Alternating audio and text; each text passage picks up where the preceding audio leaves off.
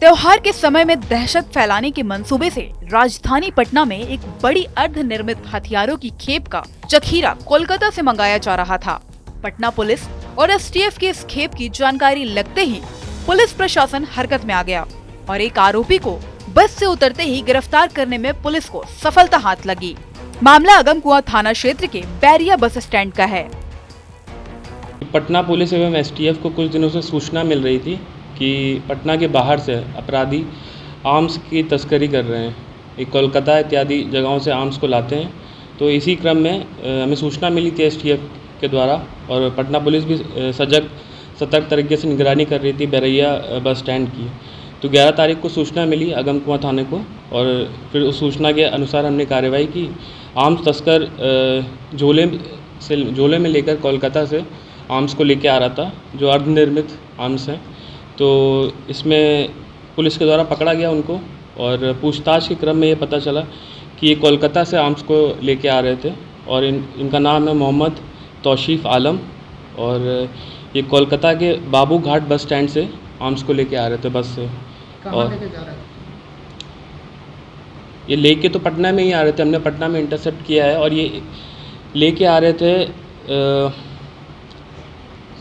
Sir ये हथियार का जखीरा हसान करके एक आदमी हैं जो मुंगेर जिला के रहने वाले हैं, उनसे इन्होंने कोलकाता से हथियार लिया और मोहम्मद एतवारी करके एक इंसान है जिनको इनको पटना में देना था।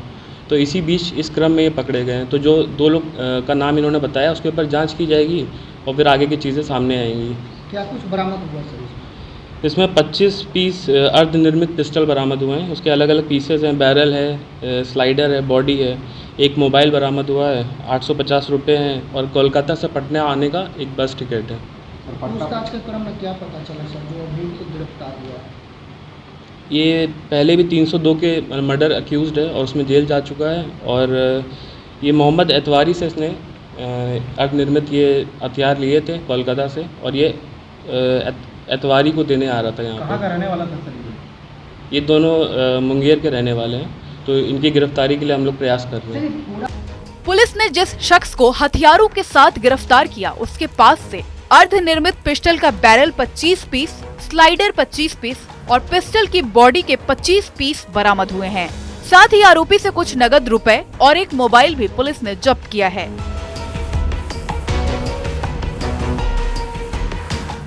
जांच के बाद ही कर सकते हैं। जो ये बाकी 2 अक्यूज़ड हैं एतवारी और एहसान, जब ये दोनों मिलेंगे, क्योंकि ये दोनों मेन सरगना में हैं और ये मुझे लगता है इसको यूज़ कर रहे थे।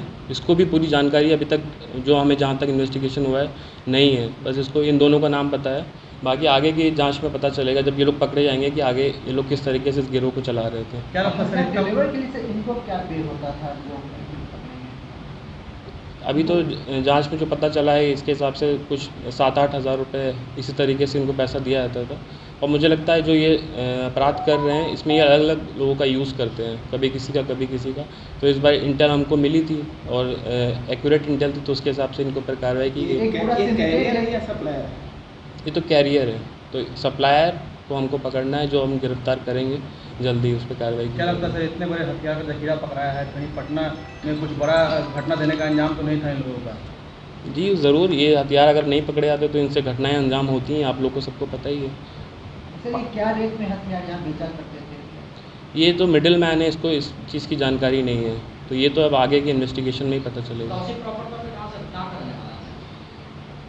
ये आपका जमुई का रहने वाला है, लोहरा थाना जमुई। पटना पुलिस इसको किस रूप में लेते, कितना बड़ा उपलब्धि है और किस गिरोह से ये? जी अब उपलब्धि तो बहुत बड़ा है, क्योंकि इसके चलते हम कई क्राइम्स अब इसके चलते रुकेंगे। अगर ये हथियार चले आते उन लोगों के पास तो इससे क्राइम्स होते, तो ये एक रोकथाम हुई और हम लोग की तरफ से प्रिवेंशन एक तरीके से होगा क्राइम्स का जो होने वाले थे इससे। पुलिस का मामला है कि त्योहारों के दौरान इन हथियारों से शहर में दहशत फैलाई जा सकती थी। पुलिस ने गिरफ्तार अपराधी की पहचान जमुई जिला निवासी मोहम्मद तौसीफ आलम के रूप में की है। पुलिस गिरफ्तार अपराधी से कड़ी पूछताछ करने में जुटी हुई है, जिससे पुलिस उन लोगों तक पहुंच सके जिन्होंने ये हथियार राजधानी में मंगवाए थे।